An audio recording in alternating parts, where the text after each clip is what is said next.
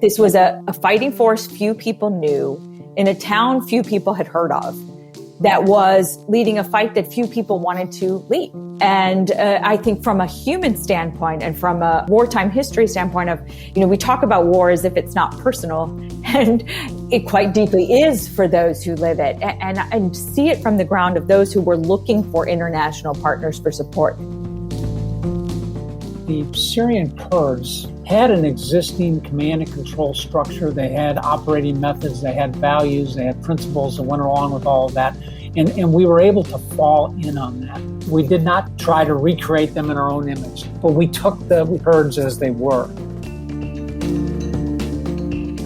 Welcome to episode 28 of the Irregular Warfare Podcast. I'm Shauna Sennett, and I will be your host today, along with our newest team member, Laura Jones. Today's episode considers the unique dynamic of selecting and working with partner forces in the fight against the Islamic State, with a particular focus on the Kurdish women's protection units in Syria. We start today's episode with a discussion of the evolution of the ISIS threat and the political atmosphere surrounding U.S. intervention. Our guests go on to use the case of the Kurdish YPJ and the part they played in the Syrian Democratic Forces to illustrate the characteristics of an effective partner force, as well as the follow-on effects that this all-female force had in achieving both local and U.S. strategic objectives against ISIS. They conclude by addressing the lessons that the case illuminates about the politics and purposes of intervention against contemporary transnational threats. Gail Zamack-Lamont is the award-winning author of several New York Times bestsellers, to include The Daughters of Kobani, on which this discussion is based. She is an adjunct senior fellow at the Council on Foreign Relations and a frequent speaker, author, and contributor to discussion forums, media outlets, and national security organizations on policy related to security, women, and technology. General Joseph Patel served for 39 years in the United States Army, last serving as commander of U.S. Central Command. He preceded that assignment with service as commander of U.S. Special Operations Command and Joint Special Operations Command. General Patel is currently president and CEO of Business Executives for National Security and is on the executive board of the Center for Ethics and the Rule of Law at the University of Pennsylvania Law School. You are listening to the Irregular Warfare Podcast, a joint production of the Princeton Empirical Studies of Conflict Project and the Modern War Institute at West Point, dedicated to bridging the gap between scholars and practitioners to support the community of irregular warfare professionals. Here is our conversation with Gail and Joe. Gail, Joe, it's great to have you here. We really appreciate you coming on the Irregular Warfare Podcast today. It's great to be with you, Shauna and Laura, and especially with Gail. Yes, I'm glad to join you. It's a conversation I've been looking forward to. So we'd like to set the scene a little bit about why we're talking about this. So if we're thinking about why and how the U.S. got involved in the counter-ISIS fight in this 2014 to 2017 period, what was important about ISIS and what was distinct about how they approached their objectives in the region, particularly in Syria? And I'll direct that to you, Joe, first. Okay, thanks. Yeah. So, we watched this develop over a period of time. When we left Iraq in 2011, we were certainly paying very, very close attention to what was happening in the area. And we saw this organization rise, initially kind of Al-Qaeda in Iraq-like, but it just seemed much more aggressive. And I think what really stands out is you watch the development of this organization, where we arrived eventually in 2014, was that they had popular appeal, certainly with a lot of the disenfranchised persons in Syria and Iraq. And of course, they had a real popular appeal with people globally, and they were able to draw foreign fighters from over 100 countries in fairly large numbers. So, that's the first thing that stands up. The second thing is their very aggressive use of social media and the internet for recruiting and facilitating fighters into the area. That was new. And frankly, why we think of ourselves from the military standpoint, as a modern force, we were ill prepared to deal with this at that particular time. So they had a definite asymmetric advantage. They also had these state-like ambitions, where it was more than just a terrorist group. They actually were trying to govern and control terrain and control populations and, start to set up the instruments of what most of us would think of as governance. And then I think the final thing that stood out the most to me about ISIS was their sense of urgency. Originally we thought of them as kind of a new form of Al-Qaeda in Iraq 2.0. But what set them apart from Al-Qaeda was their urgency in establishing the caliphate.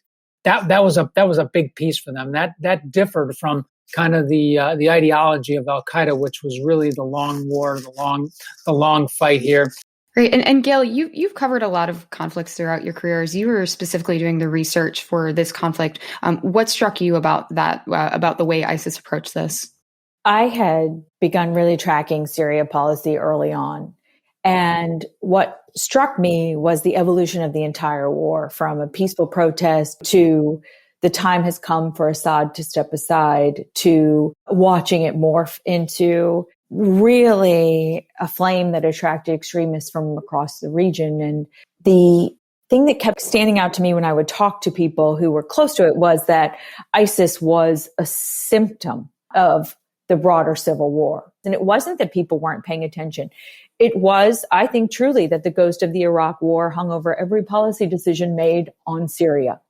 And there was no sense from the policy realm that there was appetite or interest in putting U.S. ground forces at risk in Syria. And so here comes ISIS to say, we're going to test that.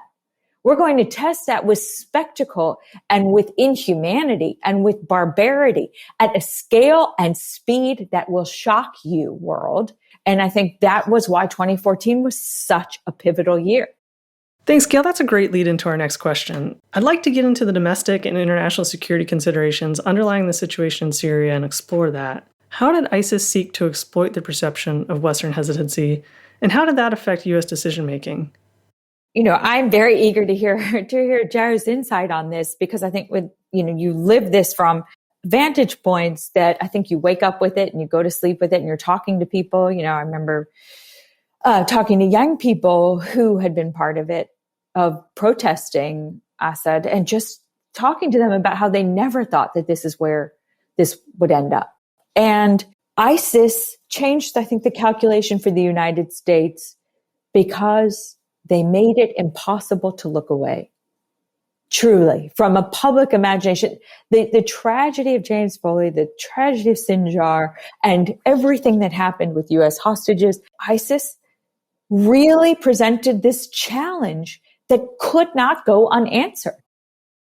Just to echo some of what Gail is saying here, I think it's important to appreciate the broader context of U.S. national security discussions at the time. Remember, this is post Bin Laden, so we've achieved a major objective here, and many looked at this as an opportunity to maybe shift away from this. We were ramping up our engagement in our discussions with Iran that would ultimately lead towards this.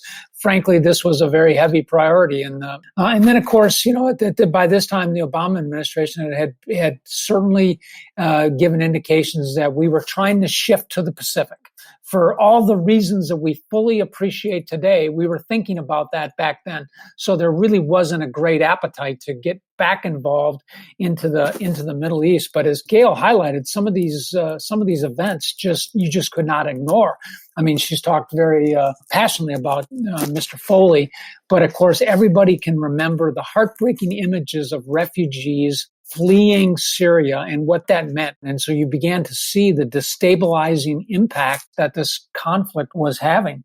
And then, of course, the realization that what ISIS was doing was trying to create a kind of an extreme Islamic State right smack in the middle of the Levant, I think really, really forced us to take this seriously.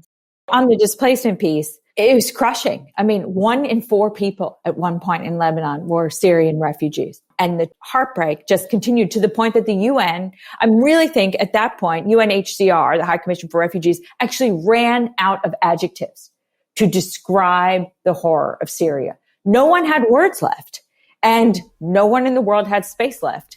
Well, Gail, what you're describing right now shows just how personal this problem was. And so to take it from this macro policy level down to the situation in Syria on the ground, who are the different actors who had a stake here? Joe, I know you had a lot of exposure to this. Well, sure. Again, part of the challenge with this, of course, is that there is the ISIS threat, and there is also the internal civil threat that is playing out at the same time in Syria. And I think one of the challenges that we had was sorting out with people on the ground which was the priority, which was worse. frankly, from our perspective, for all the reasons that we've just talked about, I think we all viewed ISIS as being the worst thing, but that was not necessarily shared by all the people on the ground. So when you looked at people like the Free Syrian Army and all the militias that were involved with that was certainly an angle that we looked at. And in certain parts of our government had already reached out and had established relationships with some of them, ostensibly to weaken the Assad regime's part and then perhaps to assist with ISIS. Iran, I think, is an actor in this, certainly. This so-called Shia crescent that reaches from Beirut to Baghdad to Tehran that supports a lot of their influence activities and kind of helps them pursue their objective of, looking out for the Shia populations was important and I think made them an actor in this. And of course, as we're going to get into here, the Kurds are a key part of this as well. Joe, to continue with that thought, can you touch on the intricacies of selecting a regional partner for the ISIS fight and how partner motivations played a key role? I think, as we looked at the partner considerations in this, one of the big factors was this idea of Assad versus ISIS. And this, I think, dominated a lot of discussion. There certainly was a lot of political discussion in our country about the need to address the Assad regime. At the same time, the administration was getting more and more focused on ISIS. And I think this made the selection of partners very, very difficult. As you will all remember, we had a kind of an abortive effort to try to identify Arab militias that could help us in the fight against ISIS. And we spent a lot of time, a lot of money doing this, and it was a breathtaking failure, frankly, and for a variety of reasons. Not the least of which was that they had really no interest in prioritizing ISIS. They were really focused on Assad. But to me, it was very, very difficult to sort out who was focused on what, and who could be a reliable partner for us. Gail, how did we get here? You spent a lot of time with the Syrian Kurds and the YPJ especially. How did they end up as U.S. partners? There are two parallel scenes and worlds playing out. On the one side is the American policy machinery looking for a partner that would bring the fight to ISIS without toppling Assad. There was deep frustration inside the State Department from those who said, listen, the regime should be our priority. ISIS is a symptom, not the cause. And yet inside the Obama administration, they were really deeply focused on how do you deal with these threats, but also not have your administration consumed by them and put U.S. forces at risk. And then you have in parallel view those on the ground who are fighting the predecessors to the Islamic State, the groups that existed before there was an Islamic State, Nusra and others, right, that are fighting in Syria. So there was no official caliphate declared, but there were battles that were going on, and people who had early in this Syrian civil war decided that this would be the moment in which self-rule would become a reality.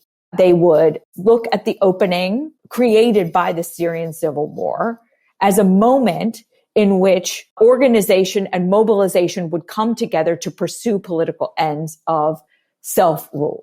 Well, there's a complex history here as well, right? When we consider how Kurdish resistance has manifested throughout this conflict. How did the People's Protection Units and the YPJ assume such a prominent role in this case?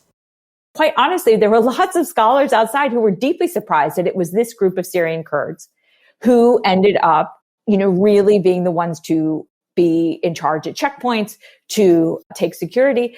But you couldn't understand 2011 without understanding 2004 and what had happened in Qamishli in 2004, and Syrian Kurds who had watched as people faced armed government-backed forces and had no recourse. Right. And so there were young people who watched that happen to the Kurdish community and who said, we don't want that to happen again. If there is another instance, we will be ready and we will be mobilized. And so by 2011 and the Syrian civil war's beginning, there's a group of Syrian Kurds that had decided to form People's Protection Units in 2011 and 2012.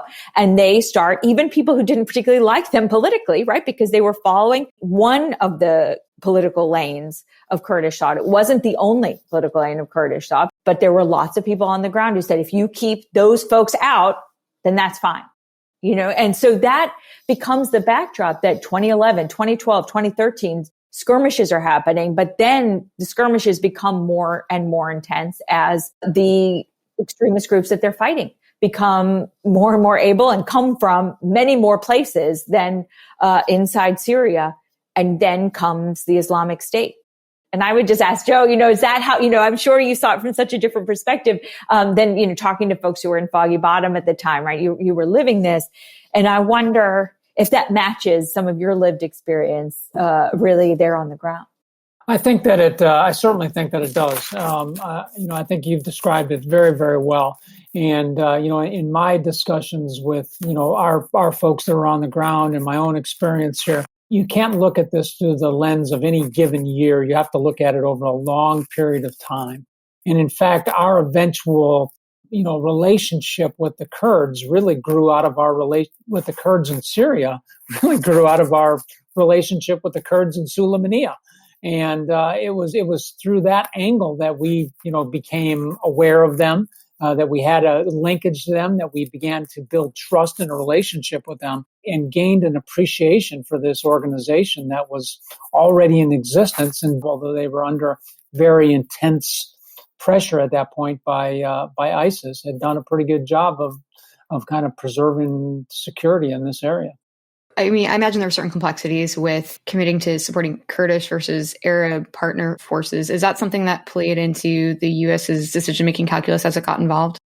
Yeah, I early on, I think we recognized the difficult position that partnering with the Kurds, Syrian Kurds, would put us vis-a-vis our NATO partner, Turkey. And at this time, we are very dependent upon Turkey, because that there's facilitation going through Turkey to get into northern Syria.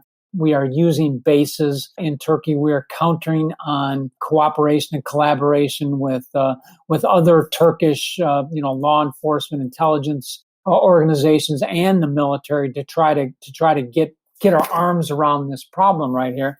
And of course, we have a long-standing, NATO relationship with them, so we're not anxious to put that relationship in jeopardy. And I think a lot of that contributed to our initial approach to look for Syrian Arab partners.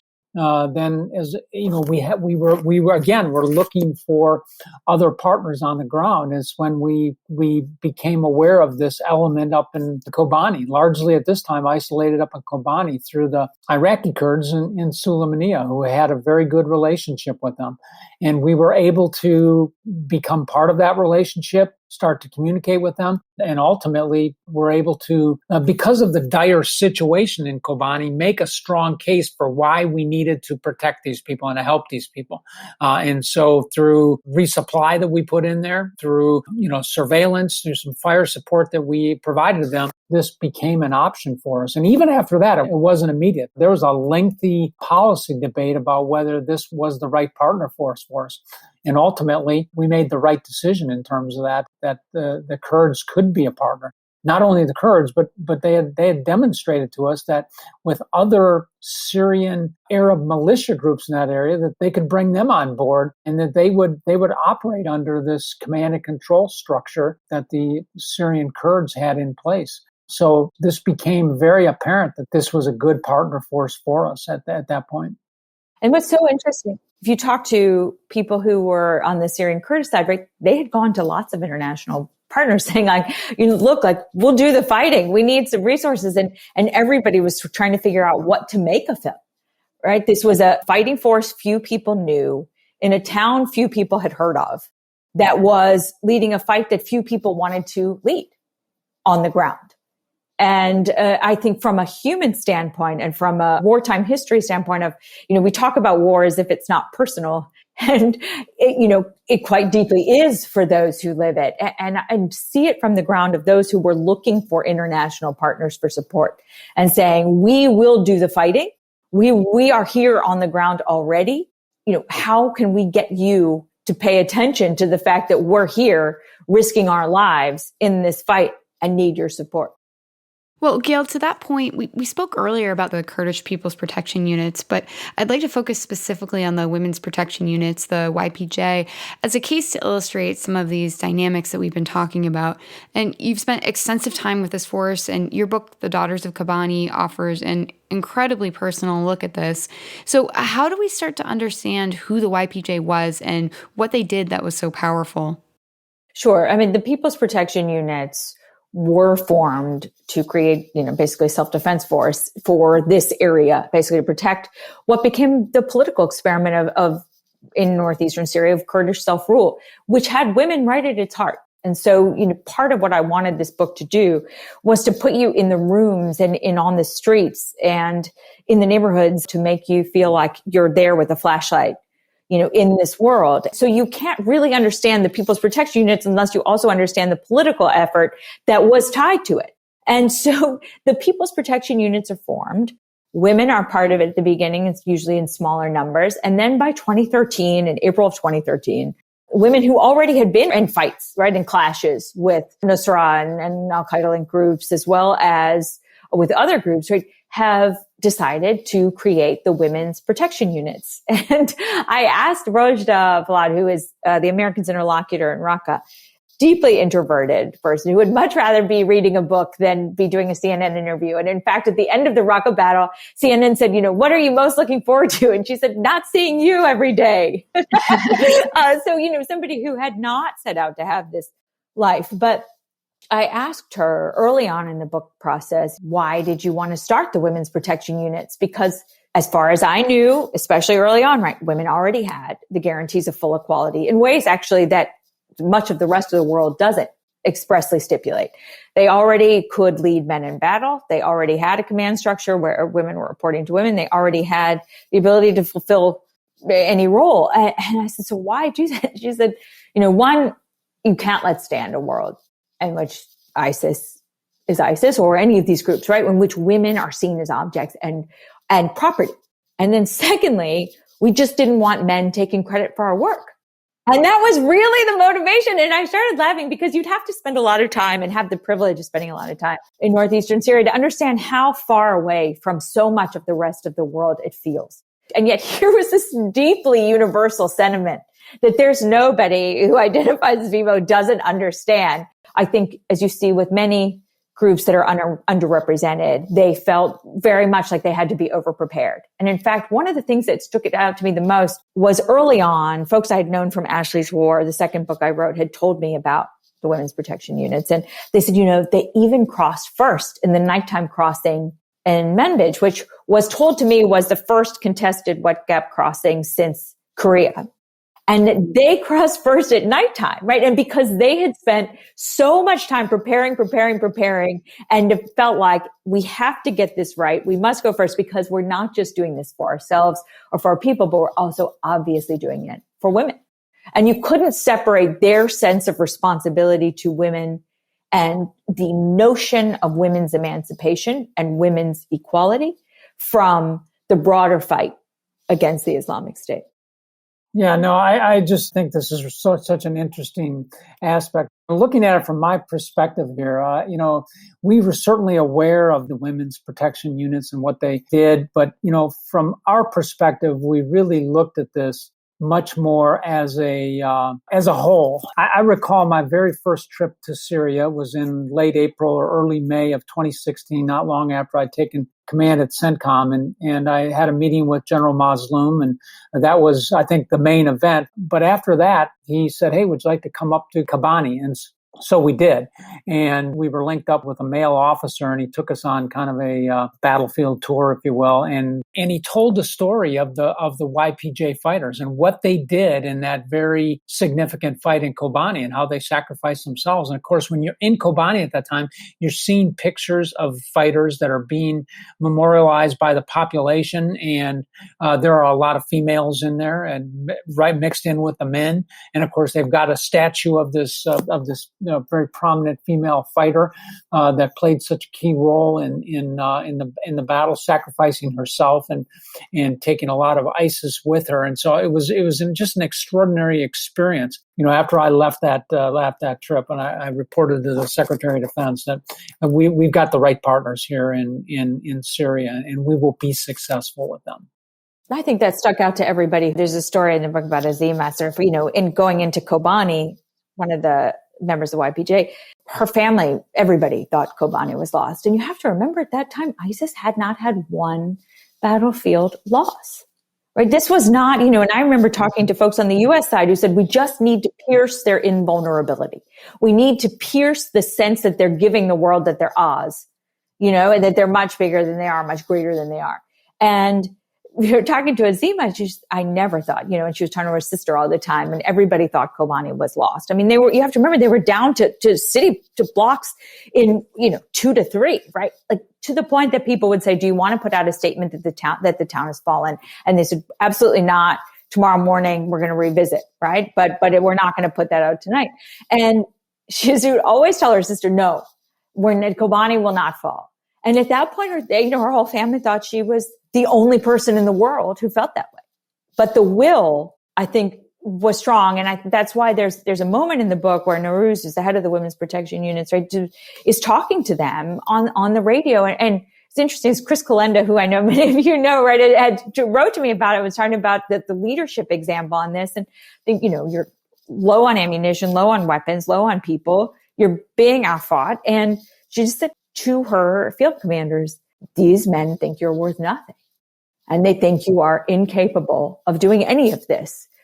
And you have to show them what you are capable of so that even if this is your last moment, it will stand for something. And you couldn't separate that moment in Kobani from what had happened in Sinjar and what had happened to the entire Yazidi community. And so I think all of this is coming together as the Americans are looking for a partner on the ground. Joe, I'd like to start with you for this next question, since that hits on a key point about picking a partner that has compatible motivations. As an all-female force, the YPJ had unique motivations for fighting ISIS. Do you recall any challenges to working with a partner that utilized female fighters, or did that affect how our advisors operated? Yeah, I think it's important to recognize that at this time, we had a very precise and small advisory capability on the ground. And it was part of our very exclusive special operations capability. So you had more mature operators and commanders on the ground who were dealing with this situation. And so, while I'm sure there may have been some concerns about this, frankly, it never really played out. And, contextually, I would just add that in our own special operations community, we'd seen the value of cultural support teams.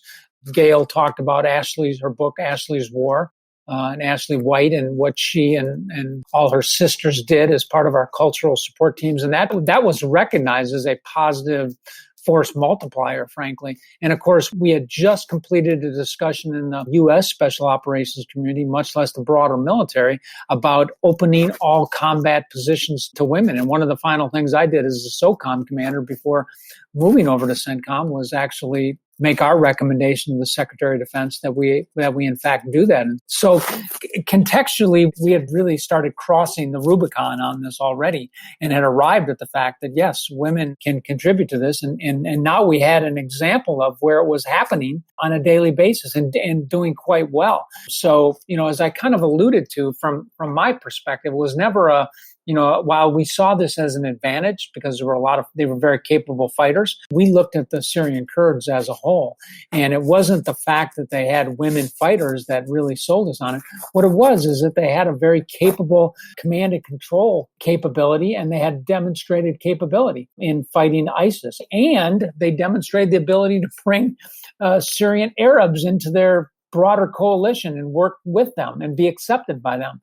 This, to me, was the crowning moment here that recognized that this is the partner that's going to get us to where we want to go on this. And they had the distinct advantage of having this very unique female fighting corps that was part of it, and just some great female leaders. I have to tell you, in 3 years I met with Mazloum almost every month, to include a variety of video teleconferences and other things in between. And I never met with him without General Nowruz there, which was, to me, the strongest demonstration of his confidence in her, and subsequently our confidence in them, frankly, as an organization. It was just an extraordinary relationship. So, Gail, what are the most significant policy lessons we can draw from this experience? And I'd ask that both in terms of how the U.S. selects its partner forces and how and when it decides to intervene in the first place. In terms of the partner force, I think there are two things that always stood out to me. One is the question of will, because it came up over and over again when talking with folks in Washington and people around the country who were involved with this, was that I think the motivation to know that these people would be having this fight, whether the Americans were there or not. I think the second thing was that there had been so much discussion about what then Vice President Biden had talked about CT light, and this whole notion of, could you have U.S. air power, very slight footprint, and a local force that would do the fighting? So here you had a situation where there was no large-scale deployment of U.S. forces on the ground. What there was this fighting force on the ground that was going room by room and house by house and street by street against the Islamic State.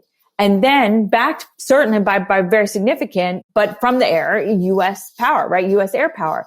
And I think this was a learning that actually you had a situation where it did make the difference. And there were not large-scale deployments of U.S. ground forces. It was people whose neighborhoods it was, whose towns it was, whose country it was, who were doing the fighting, and very importantly, for the world to remember, the dying in the fight to stop the Islamic State. And I think those two pieces were both very important, the will and the fact that air power actually could make a significant difference with the ground force that was committed. Yeah, I would just to pick up on that. I think Gail has hit it really, really well on some of the major policy approaches and thinking about this. You know, from my perspective, I think what really helped us here is that the Syrian Kurds, the YPG and the YPJ portions of it, had an existing command and control structure. They had operating methods, they had values, they had principles that went along with all of that, and we were able to fall in on that.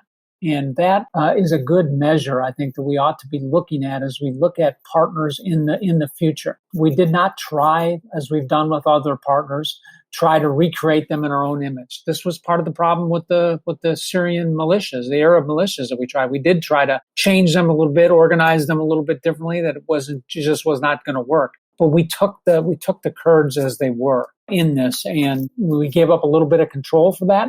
But what we got back exceeded any limitations greatly. And we kept them in the lead throughout all of this. And we trusted their decision-making in terms of this. We certainly tried to influence that, and we made our positions known and everything with that. But ultimately, they owned the fights. And this, I think, was really, really an important aspect for us. You know, there were some deep frustrations as we kind of got down deep into the Euphrates Valley when, you know, some of the Arab component of the Syrian Democratic Forces were negotiating with ISIS and trying to get them out and trying to limit the destruction in their villages. That was a hard thing to communicate to our policymakers near the end here. That, hey, stand by, our partners are negotiating with ISIS. That didn't go well, but that was their way, frankly, and we had to accept that. And in the end, it worked. We got to where we needed to go. We limited collateral damage on the villages and things we were operating in, and we were able to eliminate the caliphate. So, you know, to me, this idea of, you know, kind of looking for existing structures, taking them with, and trying not to change the DNA of the organizations that we're dealing with was incredibly important.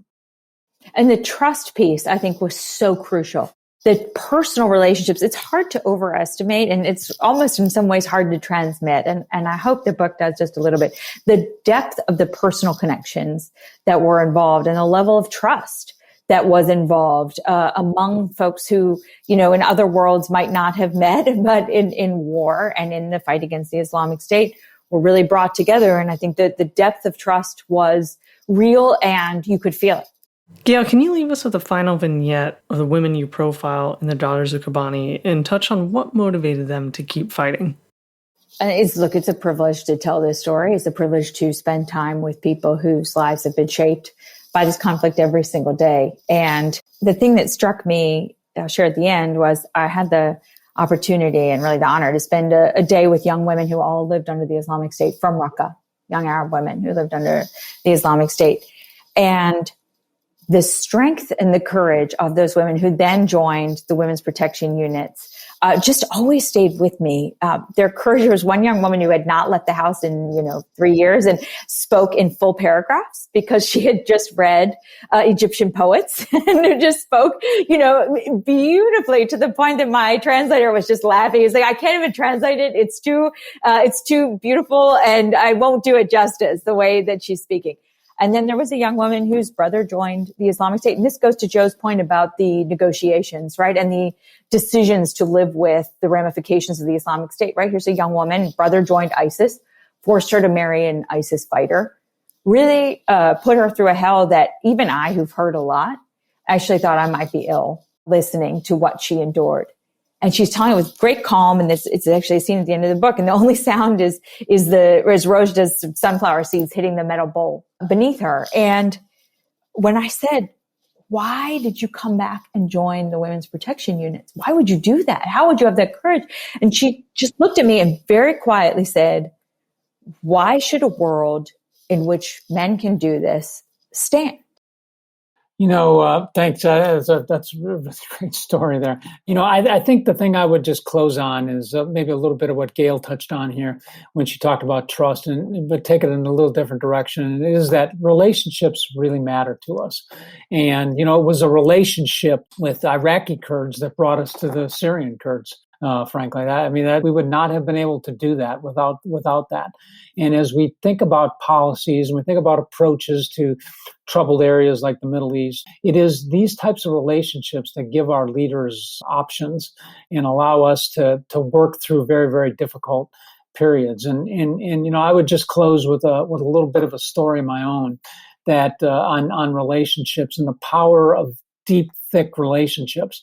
In December of 2018, as many of you will recall, we had an unfortunate political turn for us when our president made a decision to withdraw our forces from Syria at a time when the campaign is not yet complete and we're kind of deep in the Euphrates Valley, and it kind of came as a surprise to everybody, especially to me. But one of my first phone calls after that, or first videos after that, is with General Mazloum because now this is public, and now we have to talk about that. And we told him what we knew and what we didn't know and what we were going to do.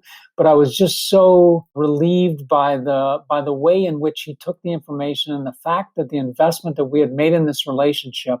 It was very evident to me at that point, and I wasn't sure going into it. By the end of the meeting, I was that the time we had invested in this relationship was going to help us get through this. It was going to help us get to the other side of this. It help us to, move towards the objective that our president had, and it was also going to allow us to do it in a way that we could work with our Kurdish partners on the ground, the SDF, and move forward. And to me, was just highlighted to me that every investment that we made in that relationship, we called on and we leveraged that afternoon right there. And in the days that followed, and we were actually able to move forward. And so to me, the big lesson out of this is the importance of relationship building.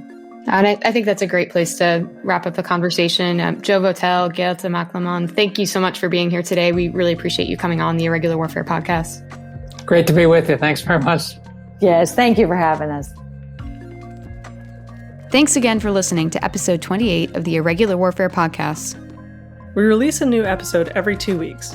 In our next episode, Andy and Kyle will discuss influence operations with retired Lieutenant General Michael Nagata and Dr. Anthony Kordsman from the Center for Strategic and International Studies. Following this, Kyle will be joined by new team member Abigail Gage to discuss the future of Special Operations Forces with Michelle Flournoy and retired Admiral Eric Olson, former commander of U.S. SOCOM. Please be sure to subscribe to the Irregular Warfare Podcast so you don't miss an episode. You can also follow and engage with us on Twitter, Facebook, or LinkedIn. If you enjoyed this discussion, please leave us a review on Apple Podcasts. One last note. What you hear in this episode are the views and positions of the participants and do not represent those of West Point or any other agency of the U.S. government. Thanks again, and we will see you next time.